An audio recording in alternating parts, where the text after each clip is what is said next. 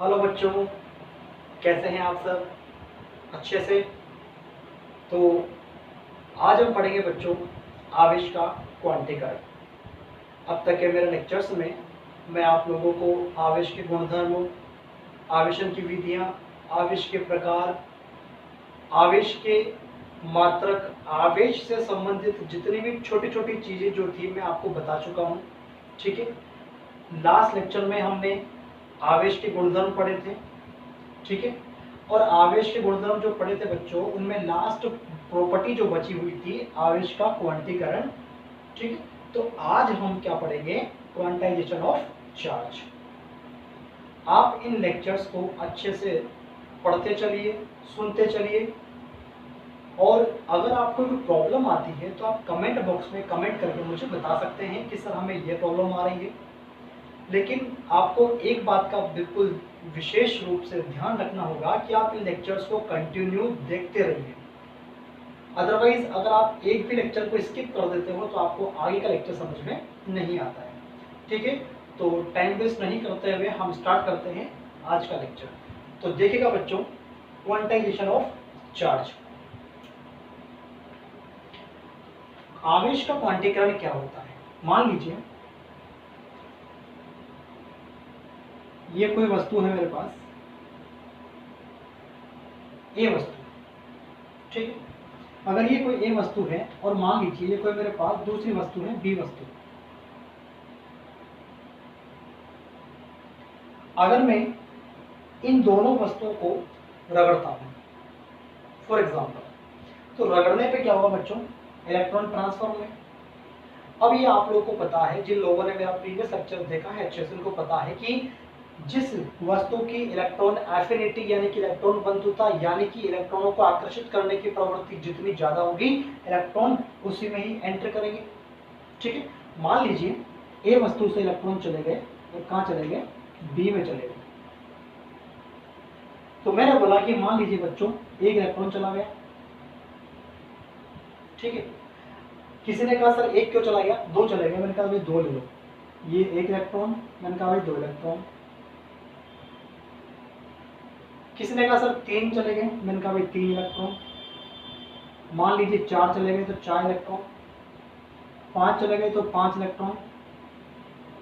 100 चले गए 100 इलेक्ट्रॉन। 1000 चले गए 1000 इलेक्ट्रॉन। अब यहां पर एक गौर करने वाली बात यह है कि कोई भी स्टूडेंट ये नहीं कह रहा है कि सर कि आधा इलेक्ट्रॉन यहां से वहां चला गया। मान लीजिए किसी ने कहा सर कि आधा इलेक्ट्रॉन चला गया, क्या ऐसा पॉसिबल है?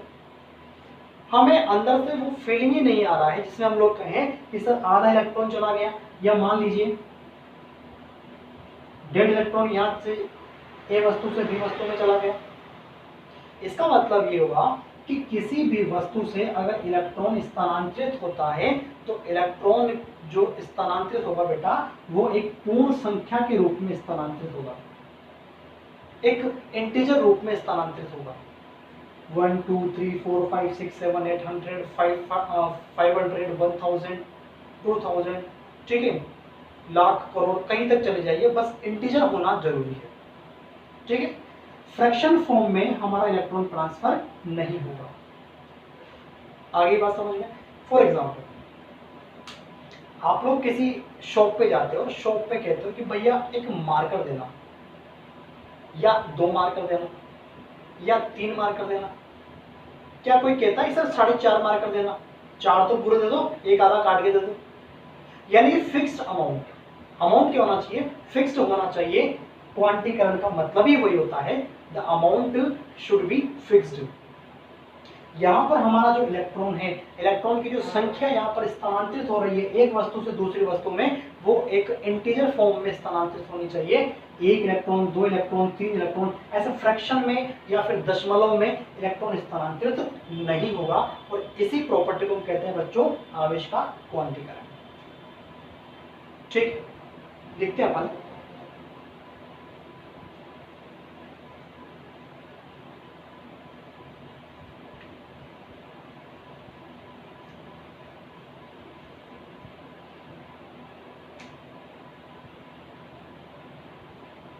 आवेश का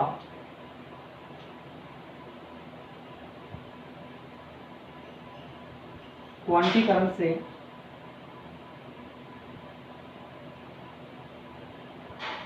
तात्पर्य है कि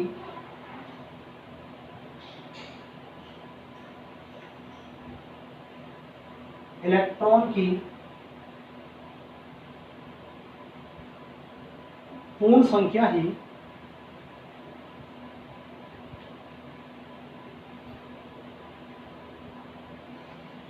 एक वस्तु से दूसरी वस्तु में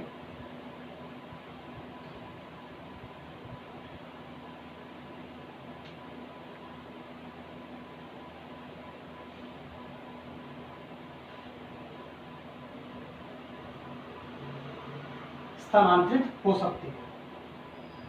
क्या लिखा बच्चों मैंने यहाँ पे? आवेश का क्वांटीकरण से तात्पर्य है कि इलेक्ट्रॉन की जो पूर्ण संख्या है, ठीक है, वही एक वस्तु से दूसरी वस्तु में स्थानांतरित हो सकती है, यानी कि पूर्ण संख्या।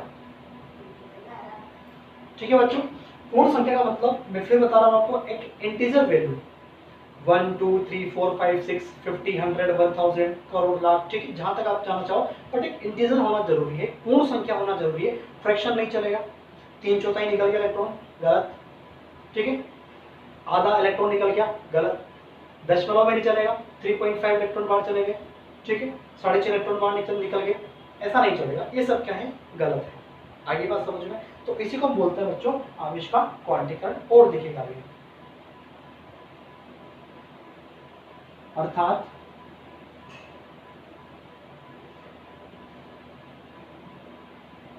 आवेश का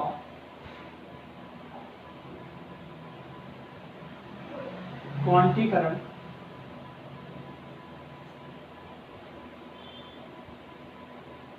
वह गुण है जिसके कारण किसी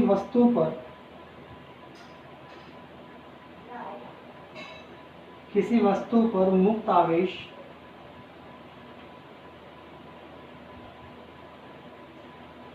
मूल आवेश का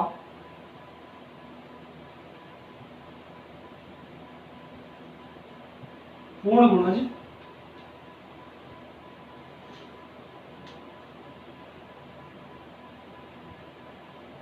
होना चाहिए।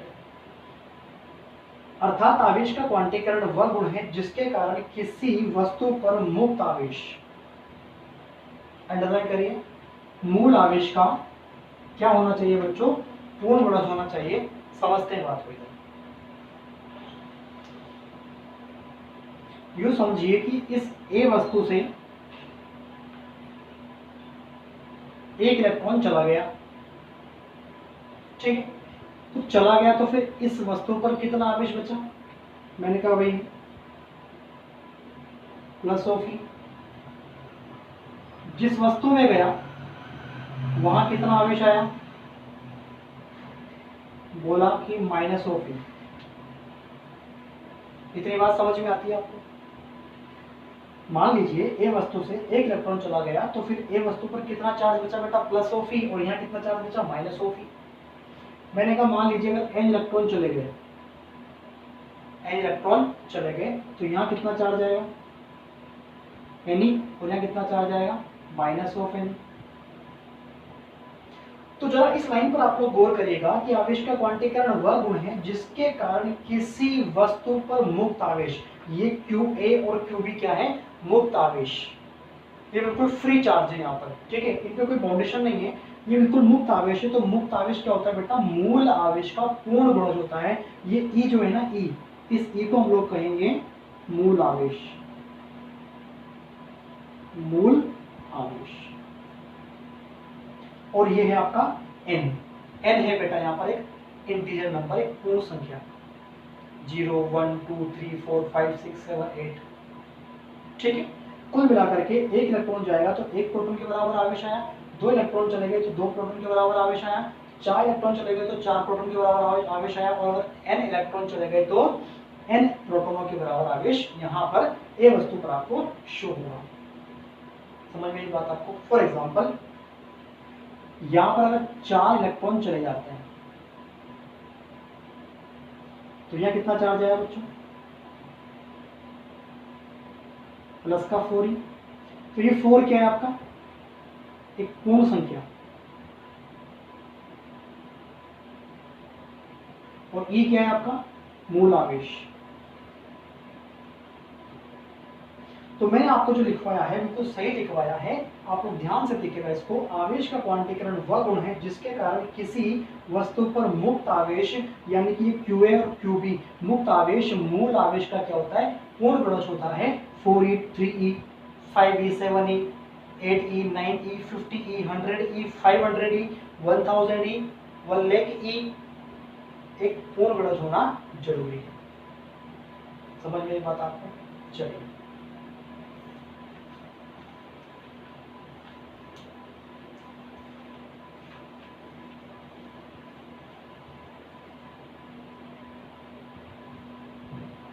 माना कि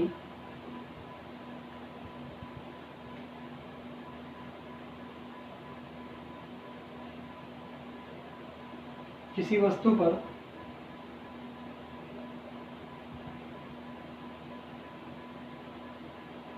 आवेश Q हो तो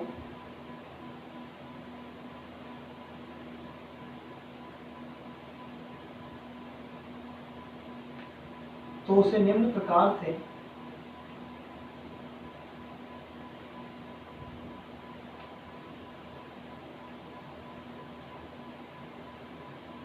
व्यक्त किया जा सकता है। Q is equal two plus minus of N।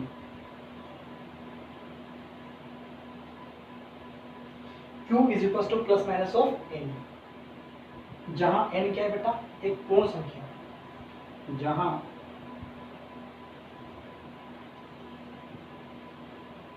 N है आपकी पूर्ण संख्या, 0 plus minus 1 plus minus 2 plus minus 3, ठीक है, डैश डैश। और E क्या है बच्चों यहां पर, जहां E बराबर मूल आवेश, मूल आवेश, ठीक है। ये प्लस माइनस क्यों आता है, प्लस माइनस इसलिए आता है, अगर इलेक्ट्रॉन वस्तु से निकल रहा है तो प्लस आ जाएगा, तो इलेक्ट्रॉन जिस वस्तु से निकलेंगे उस पर कौन सा चार्ज आएगा, पॉजिटिव चार्ज आएगा, और इलेक्ट्रॉन जिस वस्तु में एंटर करेंगे उस पर कौन सा चार्ज आएगा, नेगेटिव चार्ज आएगा। तो यहाँ पर प्लस माइनस मैंने दोनों लगवा दिए यहाँ पे, ठीक है, या तो प्लस आएगा या फिर माइनस आएगा। किसी वस्तु पर मुक्त आवेश जो होता है वो मूल आवेश का हमेशा पूर्ण गुणज होता है। अब मुक्त आवेश, अब ये देखा आपने, दो एग्जांपल देखे यहाँ पर, दो वस्तुएं थी, ए वस्तु पर तो पॉजिटिव चार्ज आ रहा था प्लस का Ne, और बी वस्तु पर माइनस का Ne आ रहा था। तो अगर मैं किसी भी एक वस्तु की बात करूं तो मैं यहाँ पर दोनों साइन लेके चलूंगा, plus minus of Ne। Clear बात सभी को? चलिए, यहाँ तक आप लोग नोट करिए।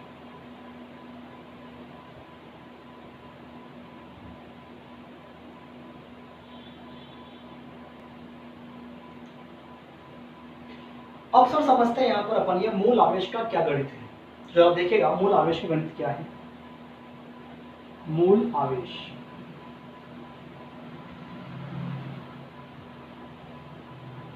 मूल आवेश का मतलब ये होता है बच्चों, इलेक्ट्रॉन या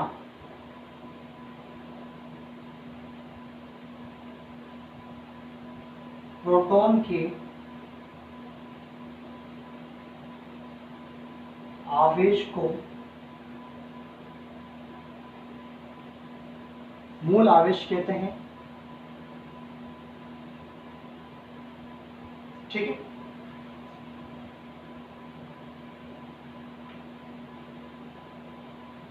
इलेक्ट्रॉन पर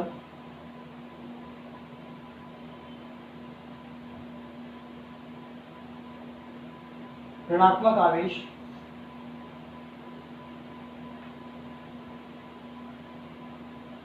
जिसे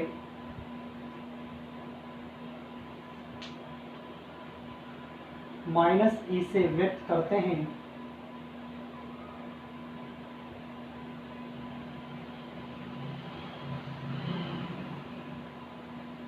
मूल आवेश कहते हैं। या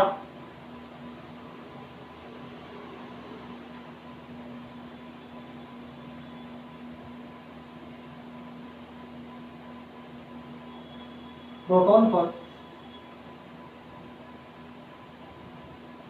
धनात्मक आवेश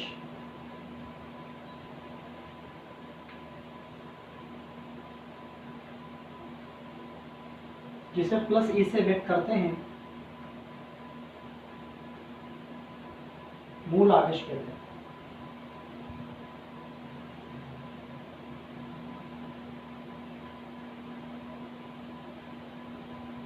यानी कि इलेक्ट्रॉन या प्रोटॉन के आवेश को अपन क्या कहते हैं, मूल आवेश कहते हैं। अगर मैं इलेक्ट्रॉन के आवेश की बात करूं तो इलेक्ट्रॉन पर ऋणात्मक आवेश जिसे माइनस ई से व्यक्त करते हैं, यही क्या है आपका मूल आवेश। और अगर मैं प्रोटॉन की बात करूं बच्चों, तो प्रोटॉन पर कौन सा आवेश होता है, धनात्मक आवेश, यही क्या है आपका मूल आवेश जिसे हम प्लस ई से व्यक्त करते हैं। यानी इसका मतलब ये होगा सर कि मूल आवेश वो आवेश है जिससे छोटा आवेश एग्जिस्ट ही नहीं करता है, अस्तित्व में ही नहीं है। ठीक है, हालांकि इलेक्ट्रॉन जो एक कण है, इससे भी छोटे छोटे कण जो है वो खोज लिए गए हैं, लेकिन आपके सिलेबस में अभी इतना नहीं है बच्चों। ठीक है, उन इलेक्ट्रॉन से भी छोटे जो पार्टिकल्स हैं उन्हें हम बोलते हैं क्वार्क पार्टिकल्स। क्या बोलते हैं बच्चों, क्वार्क कण। ठीक है, क्वार्क कणों के बारे में स्टडी आपके सिलेबस में फिलहाल नहीं है तो हमें यहाँ पर नहीं जाना है, लेकिन इलेक्ट्रॉन से भी छोटा कण खोज लिया गया है। आई बात समझ में। इसीलिए चूंकि हमारे सिलेबस में हम लोग अभी इलेक्ट्रॉन तक ही सीमित हैं, इसीलिए हम लोग कहते हैं कि हमारे पास मूल आवेश कितना बच्चों, इलेक्ट्रॉन या फिर प्रोटॉन के आवेश के बराबर है, क्योंकि इससे छोटा चार्ज डज नॉट एग्जिस्ट, इससे छोटा चार्ज एग्जिस्ट ही नहीं करता है। और अगर प्रैक्टिकली देखा जाए तो करता है, लेकिन हमारे सिलेबस के अकॉर्डिंग नहीं करता, इसलिए आपको भी यहीं तक ही ये स्टडी करना है। क्लियर बात।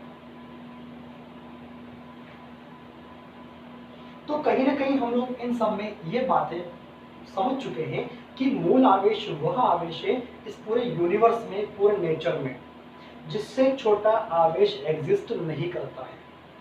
आगे बात समझ में। यानी कि सबसे छोटा आवेश क्या है बेटा, माइनस ई या फिर प्लस ई के बराबर है, जहां ई बराबर क्या होता है का 1.6 इंटू 10⁻⁻19 ऑफ कूलम्ब, जहां ई बराबर, ये जो ई है इसका वैल्यू कितना है 1.6 इंटू 10⁻⁻19 ऑफ कूलम्ब। इससे छोटा आवेश संभव नहीं है। क्लियर बात। ये था आपका बच्चों क्वांटाइजेशन ऑफ चार्ज, आवेश का क्वांटिटी। मैं एक बार फिर से रिपीट कर रहा हूं इसको। किसी भी वस्तु से अगर इलेक्ट्रॉन स्थानांतरित होते हैं तो इलेक्ट्रॉन हमेशा एक पूर्ण संख्या के रूप में स्थानांतरित होगा। ठीक है, फ्रैक्शन में या दशमलव में स्थानांतरित नहीं होगा। एक इलेक्ट्रॉन चला गया, 2 चले जाएंगे, 3 चले जाएंगे, 50 चले जाएंगे, 100 चले जाएंगे, पर कभी भी आधा इलेक्ट्रॉन नहीं जाएगा, 3/4 नहीं जाएगा, दशमलव में इलेक्ट्रॉन स्थानांतरित नहीं होगा। ठीक है, तो किसी भी वस्तु पर अगर आप मुक्त आवेश की बात करते हो, फ्री चार्ज की बात करते हो, तो फ्री चार्ज क्या होता है बेटा, इसी मूल आवेश का पूर्ण गुणज होता है। फॉर एग्जाम्पल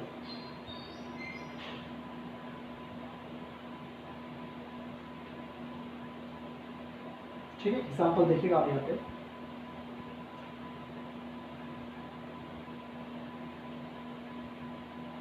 (3.2 ऑफ ई, क्या यह आवेश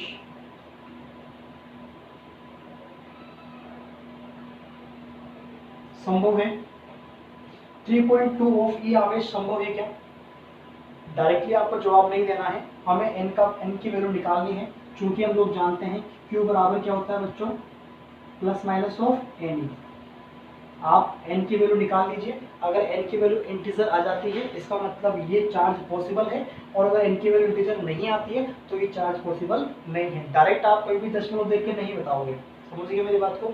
जरा निकालिएगा यहाँ से, n बराबर Q बाई ई, और Q की वैल्यू क्या दी गई मुझे 3.2 ई, और ये ई से आपका ई कैंसिल हो गया। क्या है बच्चों यहाँ पर 3.2, ये पॉसिबल नहीं है। इसका मतलब ये चार्ज भी एग्जिस्ट नहीं करता है। समझ में ही बात आप? अच्छा, इतना आपको नोट करेगा।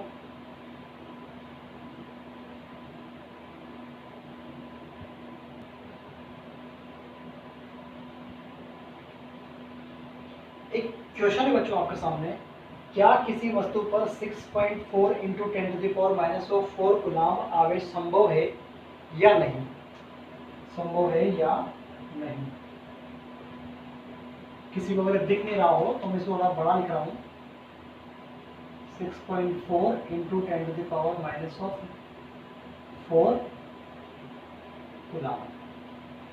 तो जैसा कि मैंने आप लोगों को बताया था कि आप लोग डायरेक्टली कभी भी क्वेश्चन को देख करके ये आइडेंटिफाई नहीं करोगे कि ये पॉसिबल होगा या फिर नहीं होगा।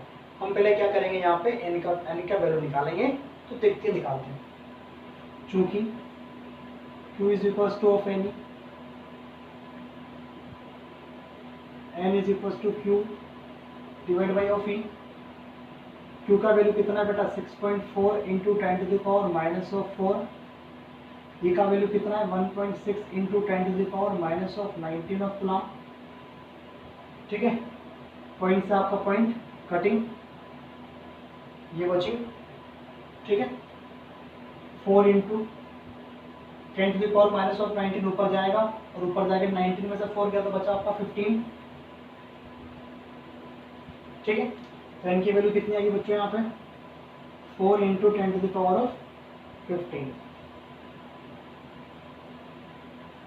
क्या ये वैल्यू पॉसिबल है? क्या 4 इंटू 10⁻15, ये है आपका 15। बताइए क्या ये वैल्यू पॉसिबल है? क्या अब कुछ बच्चे अगर कह रहे हो कि सर 10⁻15 आ रहा है तो शायद पॉसिबल नहीं होगा। अरे भाई दिमाग तो लगाओ थोड़ा सा, 10 की घात 15 है, खोलो जरा, 4 0 0 0 0 0 0 0 कहाँ तक, 15 टाइम्स तक। तो ये इंटीजर हुआ कि नहीं हुआ? इसका मतलब ये चार्ज क्या है आपका, पॉसिबल होगा। आगे बात समझ में? तो बच्चों इसीलिए मैंने आपसे कहा था कि डायरेक्टली कभी भी आप इसको देख करके आइडेंटिफाई नहीं करोगे कि सर दशमलव आ चुका है, इसका मतलब ये पॉसिबल नहीं होगा। भैया ये चार्ज है, ये है आपके इंटीजर वैल्यू। तो इंटीजर वैल्यू आप देख के बता सकते हो आराम से कि इंटीजर वैल्यू अगर आपका एक पूर्ण संख्या आ रही है, एक इंटीजर आ रहा है, तो आप बता देना कि हाँ द गिवन चार्ज क्या है, पॉसिबल है, अदरवाइज पॉसिबल नहीं। क्लियर बात?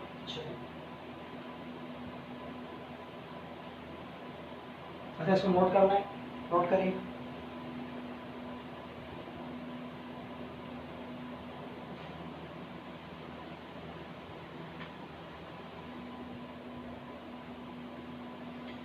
चलिए बच्चों, हम लोग आगे बढ़ते हैं।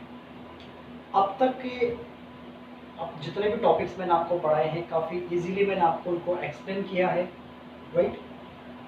आज अब जो हम लोग पढ़ने वाले हैं कूलाम का नियम, यूँ समझिएगा कि यहाँ से आपका इस चैप्टर की एक नींव रखी जा रही है। ठीक है, जो आगे के लिए आपके लिए बहुत हेल्पफुल रहेगी।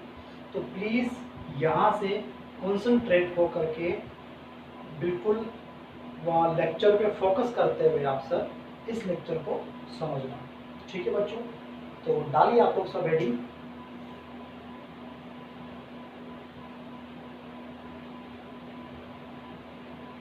कूलाम का नियम।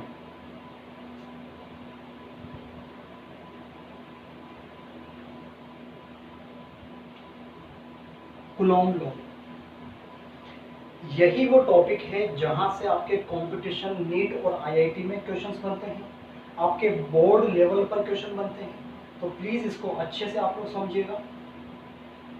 कूलाम एक वैज्ञानिक है जिसने दो आवेशों के मध्य लगने वाले बल का एक फॉर्मूला निकाला। अब फॉर्मूला कैसे निकाला देखते हैं। मान लीजिए ये कोई चार्ज है, Q1 चार्ज,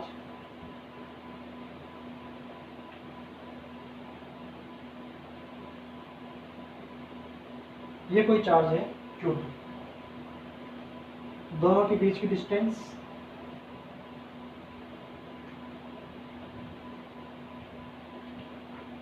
Q1 आवेश और Q2 आवेश, दोनों आवेश कैसे हैं बेटा, धनात्मक हैं, ठीक है, दोनों का परिमाण कैसा है, अलग अलग है। दोनों आवेशों के केंद्रों को मिलाने वाली दूरी कितनी है, r के बराबर है। अब अगर मैं आपसे कहूँ कि चूंकि हमने आवेश की प्रॉपर्टी में पढ़ा है कि समान समान आवेशों के मध्य क्या होता है बेटा, प्रतिकर्षण बल लगता है, और असमान आवेशों के मध्य क्या होता है, आकर्षण बल लगता है। तो यहाँ पर क्या है, दोनों ये धनात्मक हैं, तो दोनों कौन सा बल लगाएंगे एक दूसरे पर, ऑब्वियस सी बात है सर, रिपल्शन फोर्स लगाएंगे। तो Q1 वाला Q2 पर बल लगाएगा और Q2 वाला Q1 पर बल लगाएगा। तो पहले Q1 वाले ने जब Q2 पर बल लगाया तो बल कहाँ लगा, इस डायरेक्शन में लगा, जिसको हमने बोला 2-1, 2 पर 1 के द्वारा, 2-1, 2 पे 1 के द्वारा। अब अगर 2 वाला 1 पे लगाएगा तो वो किधर लगाएगा बेटा, इधर लगाएगा, 1-2, 1 पे 2 के द्वारा। समझ में बात आपको, फिर समझिएगा, Q1 आवेश ने Q2 पर बल लगाया तो मैंने बोला 2-1, F21, और जब 2 वाले ने 1 वाले पर बल लगाया तो मैंने लिखा इसको F1 पे 1 पे 2 के द्वारा। ये रहा इनको रिप्रेजेंट करने का तरीका। अब अगर हम बात करते हैं बेटा कि यहाँ पर दोनों आवेश एक दूसरे पर क्या लगा रहे हैं, प्रतिकर्षण बल लगा रहे हैं, तो जरा मैं दोनों बलों की बात करता हूँ, तो दोनों बल परिमाण में क्या होंगे बच्चों, समान होंगे।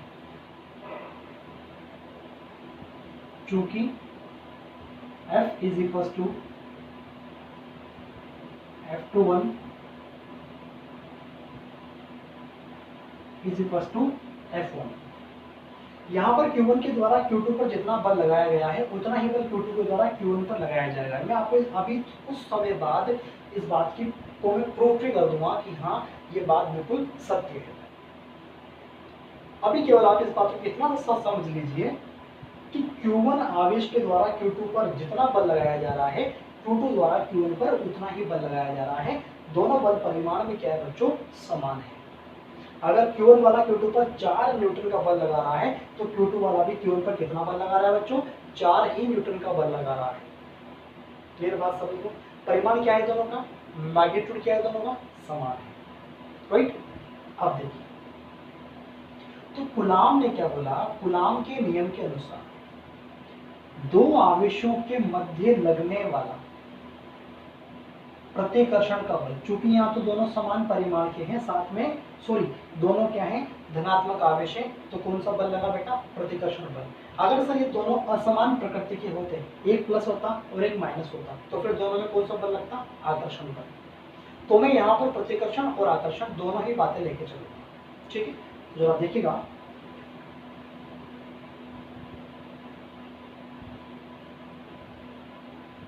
कूलाम के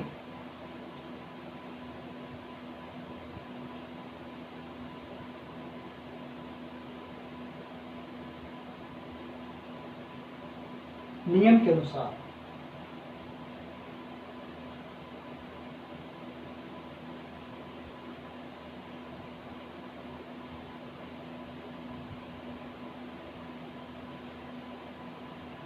दो बिंदु आवेशों के मध्य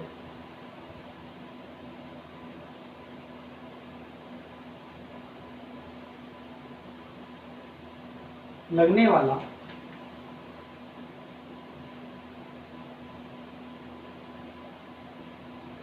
आकर्षण या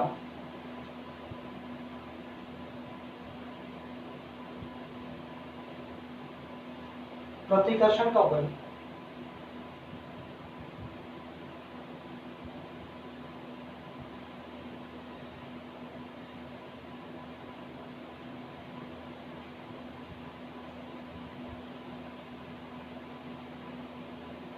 उन दोनों आवेशों के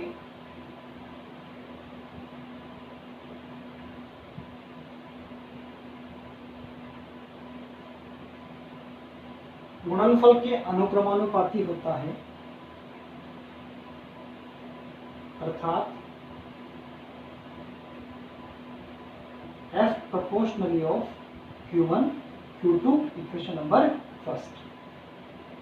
कूलाम का पहला स्टेटमेंट ये था बेटा, कूलाम के नियम के अनुसार दो बिंदु आवेशों के मध्य लगने वाला ये जो आकर्षण और प्रतिकर्षण का बल, चूंकि यहाँ पर कौन से बल लग रहे हैं दोनों, F21 और F12 दोनों कौन से बल हैं, प्रतिकर्षण बल।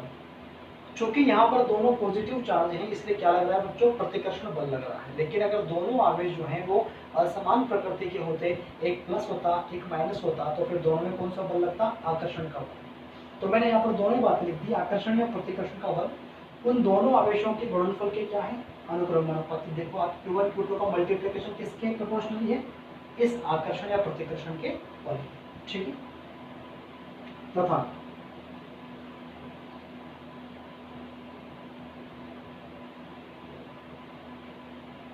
तथा दोनों आवेशों के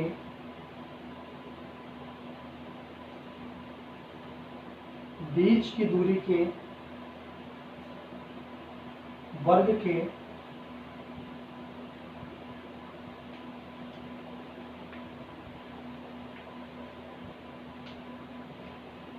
व्युत्क्रमानुपाती होता है।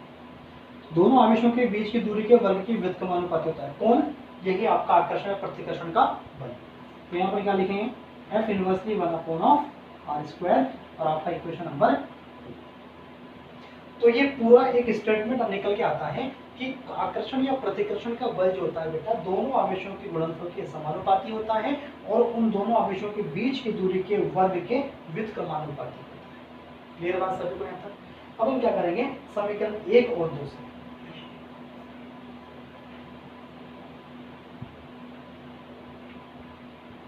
समीकरण 1 व 2 से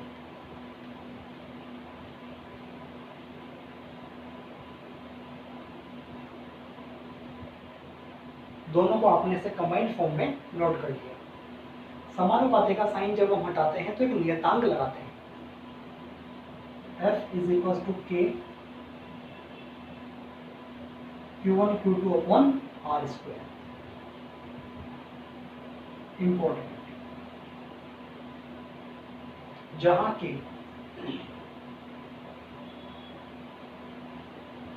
समानुपाती नियतांक।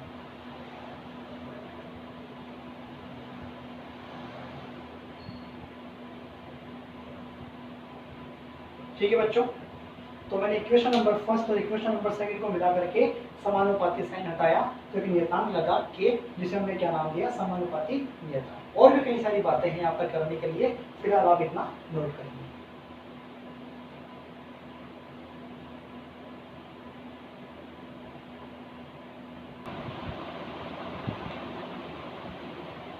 चलिए बच्चों, के बारे में आगे बात करते हैं।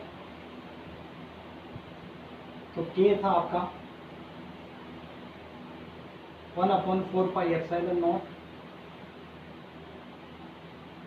× 10⁻⁹ न्यूटन मीटर स्क्वायर पर कूलम स्क्वायर। ठीक है,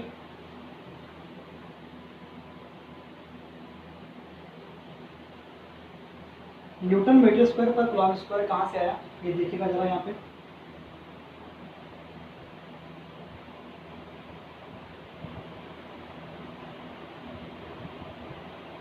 F is equal to K Q1 Q2 upon R²। अब हम क्या करेंगे, यहाँ से K की वैल्यू निकालेंगे। K बराबर क्या आएगा बेटा, FR² upon Q1 Q2। F का यूनिट न्यूटन, R क्या है, डिस्टेंस यानी कि मीटर स्क्वायर, स्क्वायर लग रहा है यहाँ पे। और Q1 का यूनिट क्या होता है, कूलम, और कूलम इंटू कूलम क्या होता है, कूलम स्क्वायर। इसलिए यहाँ पर K का यूनिट क्या बना, 9 × 10⁻⁹ न्यूटन मीटर स्क्वायर पर कूलम स्क्वायर।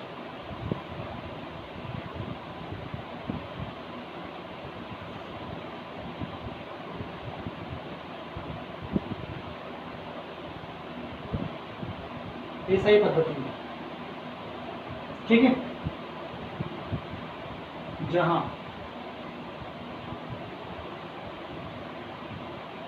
ये ई नोट क्या होता है, एप्सिलॉन नॉट, इसका मान होता है बेटा 8.85 × 10⁻⁻12। ठीक है, के का जो यूनिट होगा उसका जस्ट अपोजिट किसका यूनिट होगा, एप्सिलॉन नॉट का। दोनों में क्या रिलेशन आ रहा है, व्युत्क्रमानुपात का। तो उल्टा कर दो इसका, कूलॉम स्क्वायर पर न्यूटन मीटर स्क्वायर।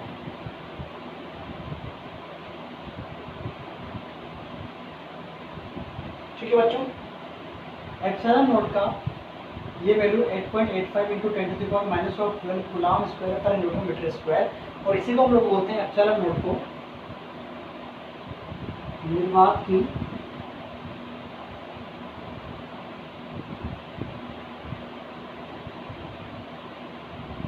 विद्युतशीलता।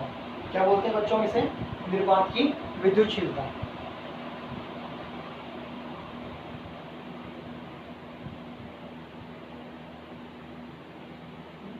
निर्वात की विद्युतशीलता ई नॉट।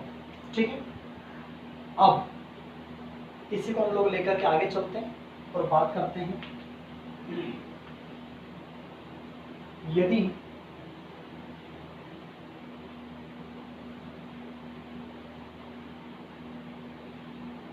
दोनों आवेश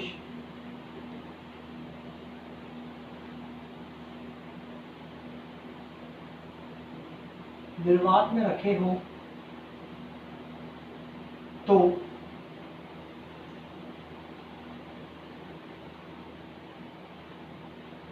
उनके मध्य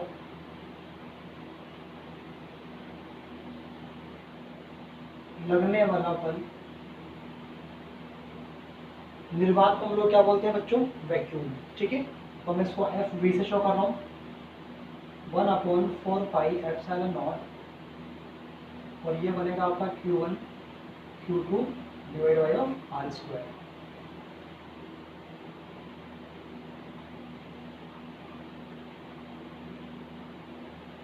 क्लियर बात सभी को? यहां से यदि दोनों आवेश निर्वात में रखे हों तो उनके मध्य लगने वाला बल होगा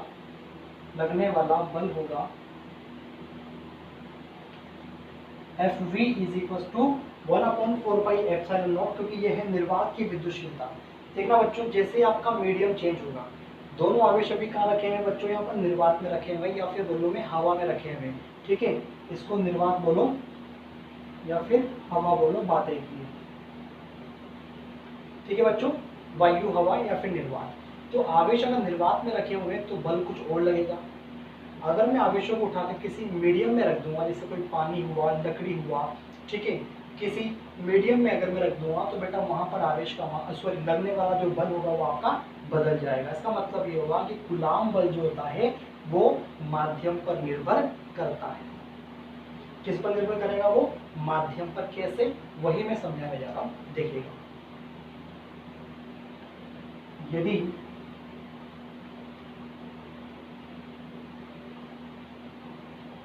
दोनों आवेशों को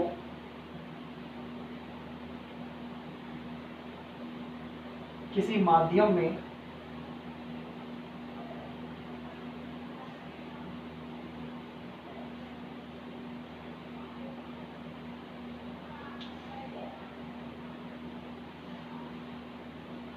यदि दोनों आवेशों को किसी माध्यम में रख दिया जाए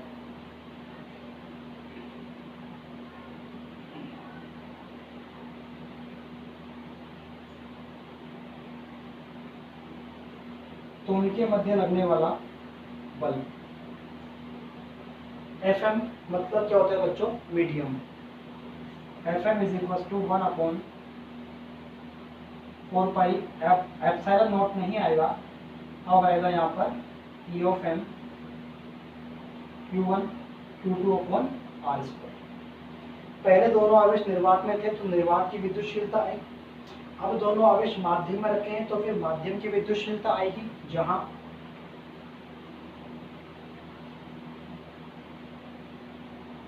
माध्यम की विद्युतशीलता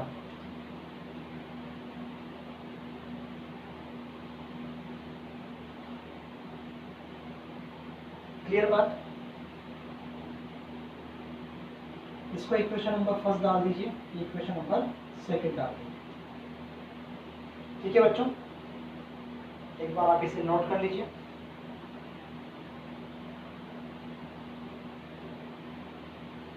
फर्स्ट पर है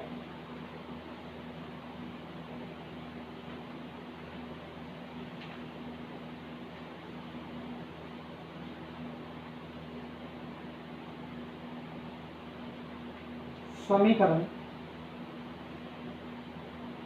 2 डिवाइड बाई समीकरण 1। समीकरण 2 में समीकरण नंबर 1 का डिवाइड किया मैंने, क्या मिला आपको? Fm यानी कि माध्यम में लगने वाला बल बटा Fv निर्वात में लगने वाला बल या वैक्यूम में लगने वाला बल बराबर 1/4 पाई Em Q1 Q2 upon R square 1/4 pi epsilon not Q1 Q2 upon R square. क्या कट रहा है बच्चों यहाँ पे?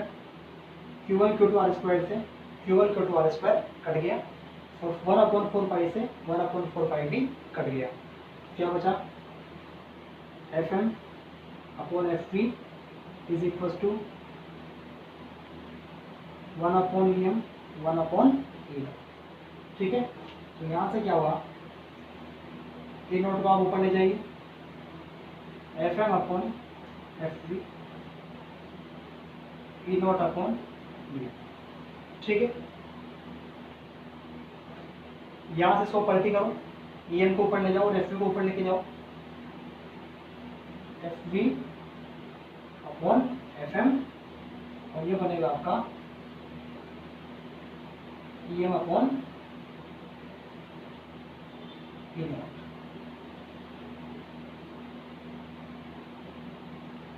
ठीक है, और Em अपॉन E नोट क्या होता है बच्चों?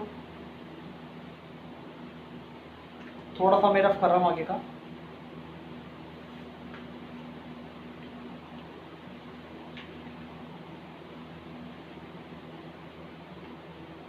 इसको बोलते हैं अपन ER। Em upon E note किसके बराबर है बच्चों? यहाँ पर ER। अब ये ER क्या है? ये है हमारे पास माध्यम का पराविद्युतांक। क्या है बच्चों? ये माध्यम का पराविद्युतांक। ठीक है, अभी तक एप्सिलॉन नॉट क्या था बेटा? निर्वात की विद्युतशीलता। Em क्या था? माध्यम की विद्युतशीलता। और ये क्या है? माध्यम का पराविद्युतांक, जहां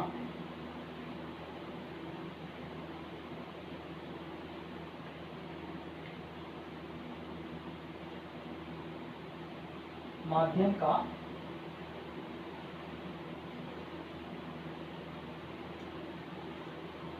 पराविद्युतांक।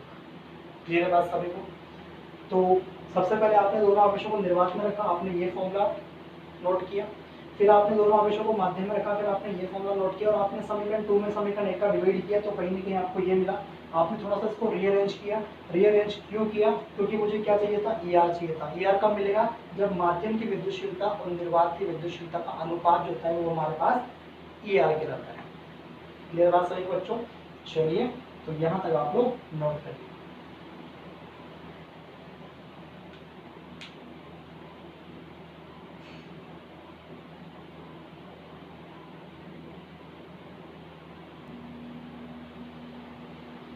चलिए बच्चों, पराविद्युतांक की बात करते हैं, जिसे हम लोग कहते हैं डाइइलेक्ट्रिक। क्या कहते हैं बच्चों? डाइइलेक्ट्रिक। इसके कई सारे नाम होते हैं, जिसे पराविद्युतांक भी कहते हैं और साथ में माध्यम की आपेक्षिक विद्युतशीलता भी कहते हैं।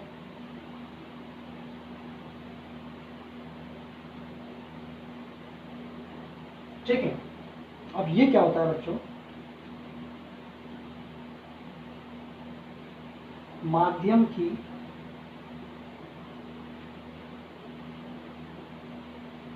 विद्युतशीलता यानी कि Em तथा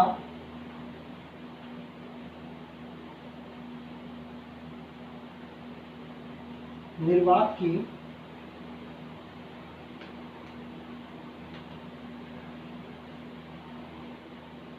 विद्युतशीलता का अनुपात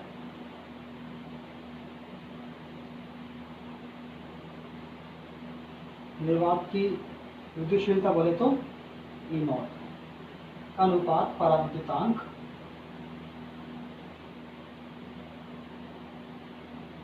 कहलाता है। अर्थात ER is equal to EM upon of E nought. ठीक है।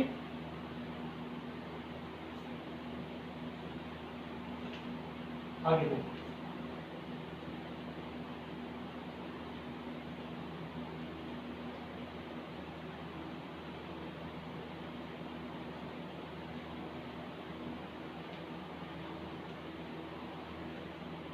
ER के सर्वसंभव मान, जैसे कुचालकों के लिए ER का मान क्या होगा, ठीक है, चालकों के लिए ER का मान क्या होगा, निर्वात में ER का मान क्या होगा। तो देखते हैं 1 बाय 1। पहला पॉइंट डायरेक्टली आपको याद भी रखने हैं, निर्वात के लिए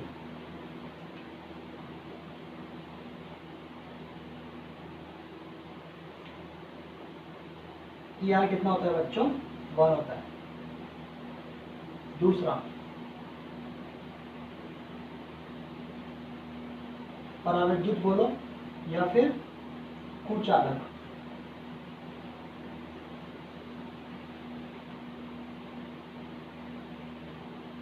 माध्यम के लिए ER का मान 1 से बड़ा होता है। पराविद्युत यानी कुचालक, जैसे लकड़ी हुआ, अब्रक हुआ, कांच हुआ, रबड़ हुआ, ये सब क्या है आपके कुचालक पदार्थ यानी कि पराविद्युत पदार्थ, ठीक है। तीसरा, चालकों के लिए,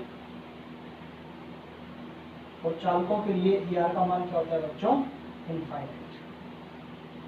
ये 3 वैल्यू जो है आपके लिए बहुत इंपॉर्टेंट है, आपको डायरेक्टली याद भी रखनी है।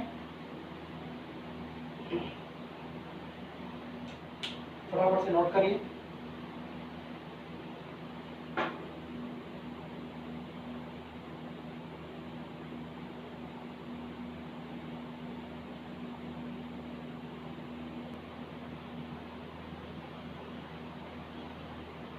देखिए बच्चों, आज के लेक्चर का हमारा लास्ट क्वेश्चन, ठीक है। गुलाम के नियम पर कई सारे क्वेश्चंस बनते हैं कंपटीशन लेवल पर, बोर्ड लेवल पर, उन सब क्वेश्चंस को डिस्कस हम लोग करेंगे पर आने वाले लेक्चर्स में, ठीक है। आज का क्वेश्चन मेरा ये है, यदि दो निर्वात पे रखे आवेशों के मध्य बल F है तो उन आवेशों को माध्यम में अगर रख दिया जाता है तो उनके मध्य लगने वाले बल का मान निम्न में से क्या होगा। बल F से कम होगा, F से ज्यादा होगा, F के बराबर होगा, या इनमें से कोई नहीं। क्वेश्चन में फिर रिपीट कर रहा एक बार और, यदि निर्वात में रखे आवेशों के मध्य बल F है तो अगर उन आवेशों को माध्यम में डाल दिया जाता है तो अब उनके मध्य बल जो लगेगा वो पहले से कम लगेगा, पहले से ज्यादा लगेगा, पहले के बराबर लगेगा, या इनमें से कोई नहीं। तो देखिए इसका सॉल्यूशन।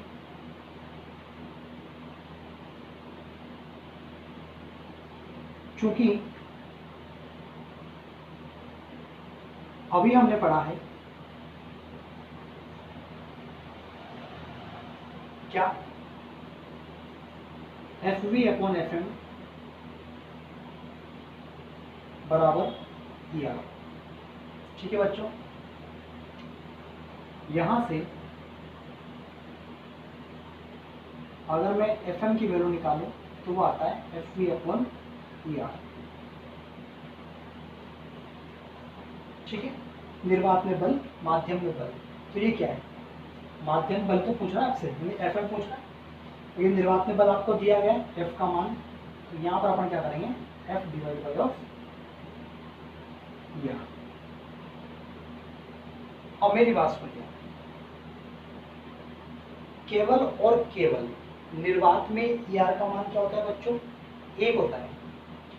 बाकी पराविद्युत पदार्थों के लिए क्या होता है, 1 से ज्यादा। चालकों के लिए क्या होता है, इनफाइनाइट। इसका मतलब निर्वात के अलावा सभी कंडीशंस में ER का मान क्या हो रहा है, 1 से ज्यादा ही हो रहा है। तो जब ये वैल्यू अगर 1 से ज्यादा होगी तो फिर ये वैल्यू क्या होगी, 1 से कम होगी। ये बात समझ में आपको। तो निर्वात में अगर वैल्यू F है तो फिर माध्यम में वैल्यू क्या हो जाएगी बेटा, ऑब्वियस सी बात है, कम हो जाएगी। यानी कि कौन सा ऑप्शन राइट होगा आपका, F से कम। फिर सुनिए, निर्वात के अलावा हवा और वायु के अलावा किसी भी माध्यम में आप चले जाइए, चाहे आप पराविद्युत माध्यम की बात करो, चाहे लकड़ी, अब्रक, कांच, रबड़ वगैरह, या फिर आप किसी चालक की बात करो, दोनों के लिए वैल्यू क्या होती है बेटा, 1 से ज्यादा होती है, ठीक है। 1 से वैल्यू जब ज्यादा यहाँ आएगी ठीक है।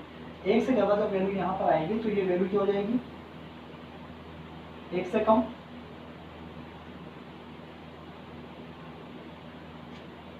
ये वैल्यू क्या हो जाएगी मेरी, एक से कम हो जाएगी।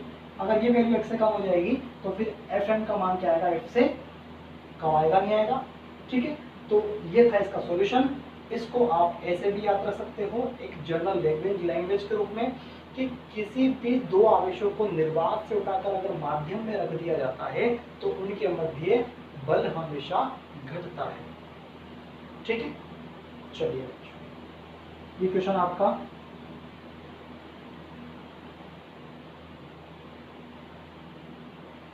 नीट 2017 में पूछा गया था, राइट। ऐसे कई सारे प्रश्न हैं मेरे पास। इन तमाम क्वेश्चंस के ऊपर हम लोग मेरे आने वाले नेक्स्ट जो वीडियोस हैं उनमें डिस्कशन करेंगे। तो आज का लेक्चर आप बहुत ही अच्छे से ध्यान से समझिएगा बच्चों, ठीक है, क्योंकि अब जो क्वेश्चंस मैं आपको करवाऊंगा वो आपके बोर्ड के पॉइंट ऑफ व्यू से और आपके कंपटीशन के पॉइंट ऑफ व्यू से बहुत इंपॉर्टेंट रहेंगे। सो प्लीज़ अच्छे से पढ़िए, ठीक है, और कंटिन्यू इन लेक्चर्स को आप लोग देखते रहिए। आज के लिए अलविदा, मिलते हैं नेक्स्ट टाइम पे।